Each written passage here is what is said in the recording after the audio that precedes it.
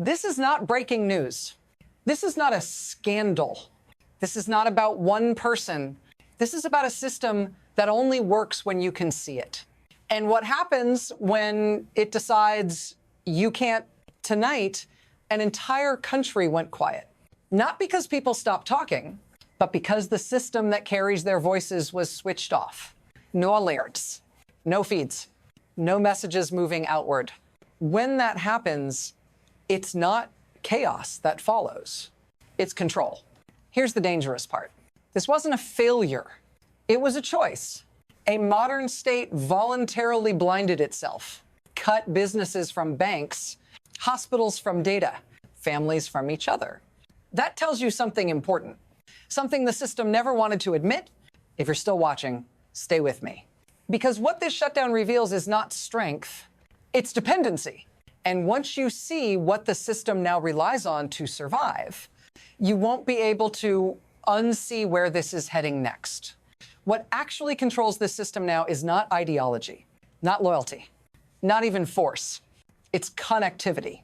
Power used to move through institutions, through ministries, through uniforms and decrees. Now it moves through cables, servers, invisible switches. That shift happened quietly. So quietly, most people missed it. The system learned that it no longer needed to persuade everyone. It only needed to manage flow. Information in, information out. As long as people could work, pay, study, argue, complain, and vent through screens, pressure stayed diffuse. Anger stayed fragmented.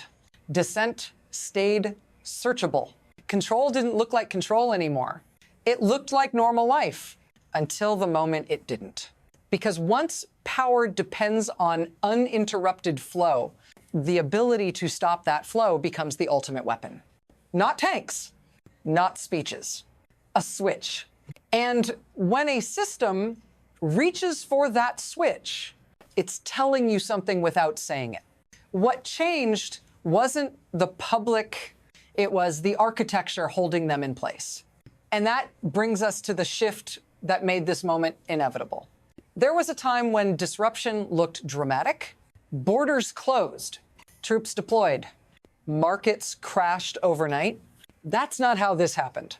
This change arrived politely, with updates, with convenience, before communication was optional.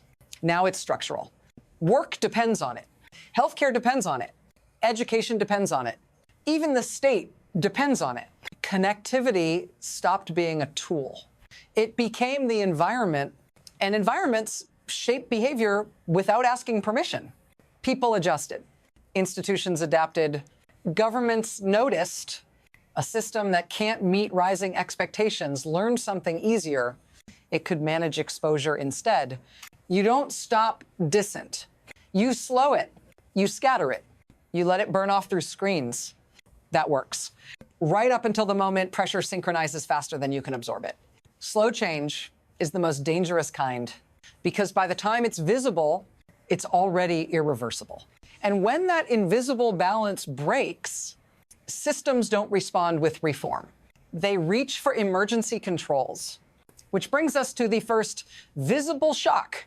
The shock didn't arrive with sirens. It arrived with absence. Messages failed. Calls didn't connect. Screens refreshed into nothing. Entire regions dropped out at once. Not neighborhoods, not platforms, everything. This wasn't targeted friction. It was a full stop. At the exact moment when public turnout surged, when buildings burned, when security forces were stretched thin, the flow went dark. That timing matters because this kind of shutdown isn't meant to end unrest. It's meant to interrupt momentum. Without coordination, crowds fragment. Without footage, violence becomes deniable. Without outside witnesses, numbers become flexible. And for a brief window, the system buys time. But here's the part that doesn't get advertised. When you shut down a modern country, you don't just silence protesters. You freeze commerce. You disrupt hospitals. You paralyze daily life for millions who weren't in the streets at all. If you're finding this unsettling, keep watching. because this move didn't stabilize the system. It exposed something far more dangerous. And once that exposure happens, there's no clean way back. This is where the mechanism reveals itself. The shutdown wasn't chaos. It was choreography. A modern authoritarian system doesn't crush everything at once. It redistributes damage. Those at the center stay connected. Government networks, security channels, state media. Everyone else absorbs the loss. Small businesses lose transactions by the hour. Hospitals revert to paper. Universities stall. Families lose access to money, records, and each other. The cost doesn't fall on decision makers. It diffuses outward into households, into paychecks, into uncertainty.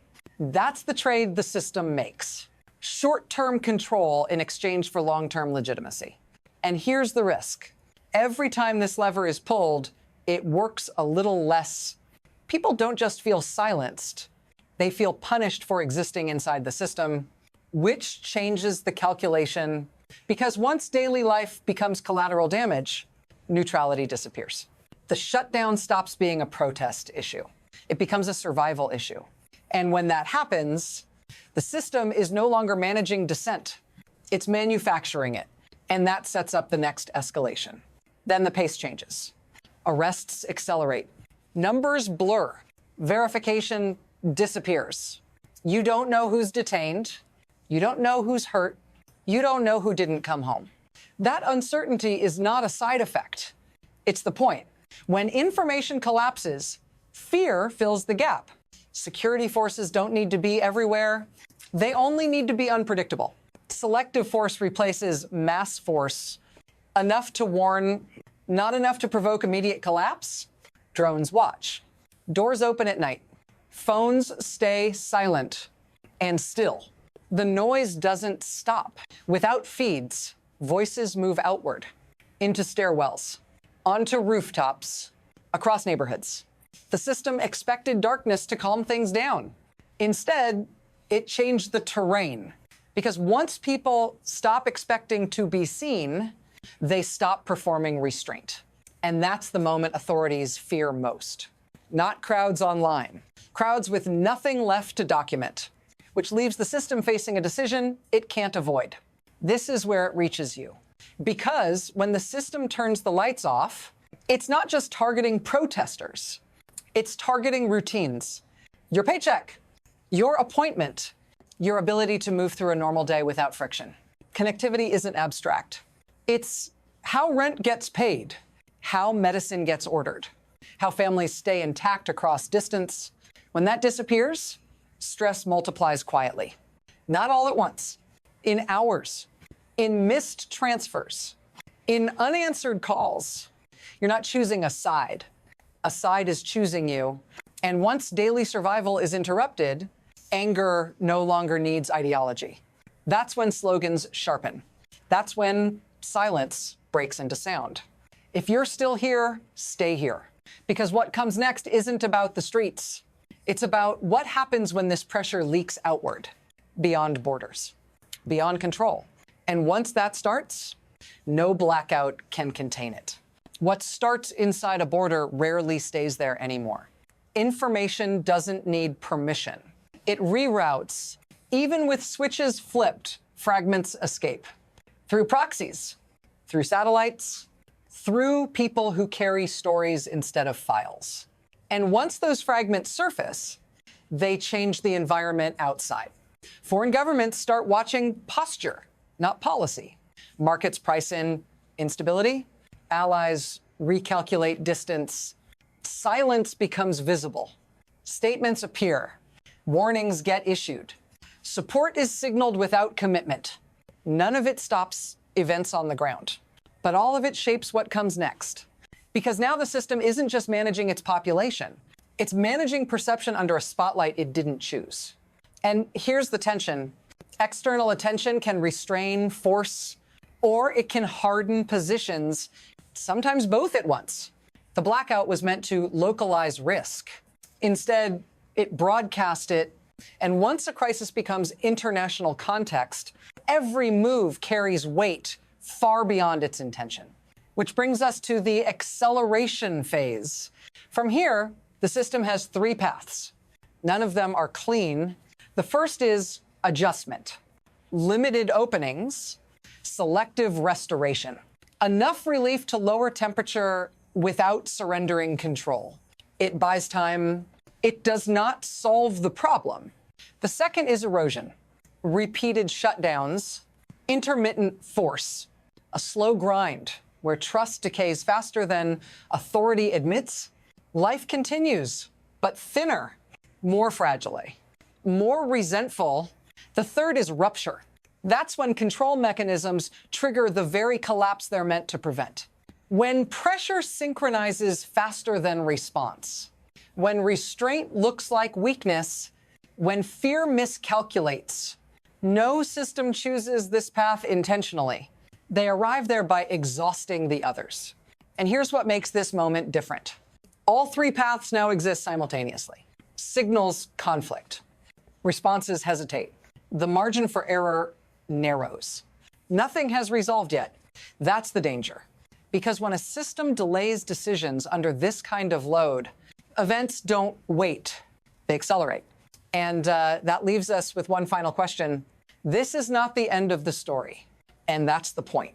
Systems like this don't collapse on cue. They fray. They improvise. They survive until they don't. What matters now isn't a single night or a single decision or a single voice. It's the precedent. A state learned that it could turn itself off and learned at the same time what that costs. Once that line is crossed, it never fully disappears. It becomes an option, reflex, a signal, and every time it's used, more people stop believing the system is meant to include them at all. No blackout can erase that realization. If you're watching this, don't look away yet, because what happens next won't announce itself. It will look procedural, temporary, necessary, until it isn't. This story doesn't resolve here. It moves forward into policy, into precedent, into the next moment when a system decides whether to listen or reach for the switch again. Stay with us. Follow what comes next. Because once you understand how power behaves in the dark, you start to recognize it everywhere